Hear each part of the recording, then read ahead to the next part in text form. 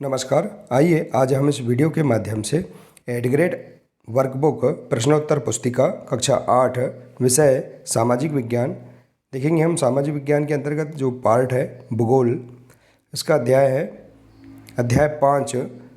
देखिए, हमें जो पाठ्यपुस्तक दी गई है संसाधन एवं विकास, इस पुस्तक में अध्याय 5 दिया गया है। इस अध्याय के सभी प्रश्नों के आंसर हम किस प्रकार से अपने इस पाठ्यपुस्तक से हम खोज कर लिखेंगे, आइए आज हम इस वीडियो के माध्यम से जानेंगे। देखिए, यदि आप इसी प्रकार से इसके आगे के अन्य अध्याय और अन्य विषय के सभी वीडियो देखना चाहते हैं तो आप हमारे इस चैनल से जुड़े रहिए। इस चैनल को सब्सक्राइब अवश्य कर लें, साथ ही बेल आइकन को प्रेस करना ना भूलें ताकि आने वाले सभी महत्वपूर्ण वीडियो आप तक पहुँचते रहेंगे।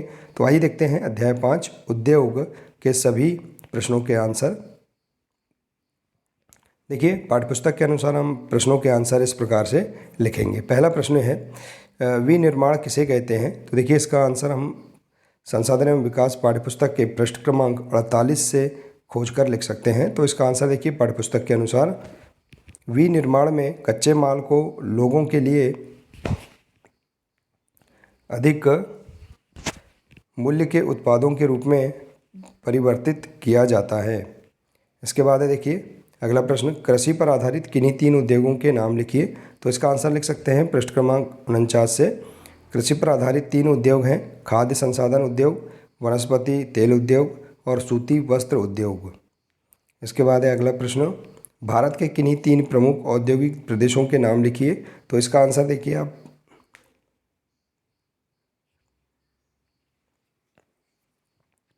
पृष्ठ क्रमांक 51 से इसका आंसर लिख सकते हैं। देखिए, इसका आंसर इस प्रकार से है, भारत के 3 प्रमुख औद्योगिक प्रदेशों के नाम हैं बेंगलोर, तमिलनाडु प्रदेश और हुगली प्रदेश। अगला प्रश्न है, औद्योगिक दुर्घटना को कम करने हेतु किए जाने वाले उपाय लिखिए। तो देखिए, इसका आंसर पृष्ठ क्रमांक 52 से। उपाय हैं, पहला, घने बसे आवासीय क्षेत्रों को औद्योगिक क्षेत्रों से अलग बहुत दूर रखा जाना चाहिए। दूसरा है, आग की चेतावनी और अग्निशमन की व्यवस्था को उन्नत किया जाना चाहिए। और तीसरा है, विषैले पदार्थ के भंडारण क्षमता की सीमा होनी चाहिए। तो इस प्रकार से आप इसका आंसर लिख सकते हैं। इसके बाद देखिए अगला प्रश्न है, सनराइज उद्योग किसे कहते हैं। तो देखिए, इसका आंसर पृष्ठ क्रमांक 52 से आप लिख सकते हैं। इसका आंसर, उभरते हुए उद्योग सनराइज उद्योग के नाम से भी जाने जाते हैं। इसमें सूचना प्रौद्योगिकी, स्वास्थ्य लाभ, सत्कार तथा ज्ञान से संबंधित उद्योग शामिल हैं। अगला प्रश्न है, जमशेदपुर या साकची में लोहा इस्पात उद्योग स्थापित होने के क्या कारण है, लिखिए। तो देखिए, इसका आंसर पृष्ठ क्रमांक 54 और 55 से लिख सकते हैं। 1947 में पूर्व भारत में केवल एक इस्पात का कारखाना था, Tata iron and steel company limited. यह निजी स्वामित्व में था। स्वतंत्रता के पश्चात सरकार ने यह कार्य अपने हाथ में लिया और बहुत से लोहा इस्पात संयंत्र स्थापित किए। तो इस प्रकार से आप इसका आंसर लिख सकते हैं। अगला प्रश्न है, संयुक्त राज्य अमेरिका के ग्रेट लेक्स नाम से प्रसिद्ध 5 झीलों के नाम लिखिए। तो देखिए, इसका आंसर पृष्ठ क्रमांक 56 से।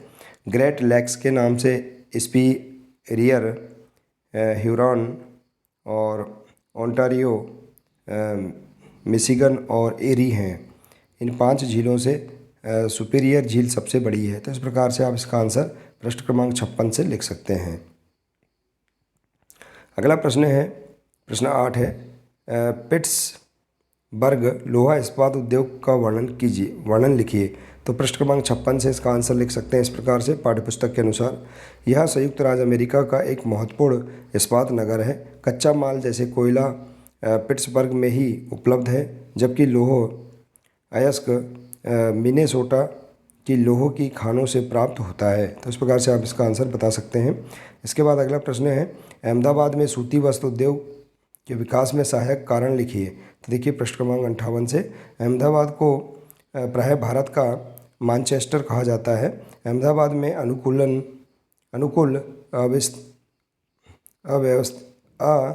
अवस्थिति कारक सूती वस्त्र उद्योग के विकास में सहायक थे। अहमदाबाद कपास उत्पादन करने वाले क्षेत्र के बहुत निकट स्थित है।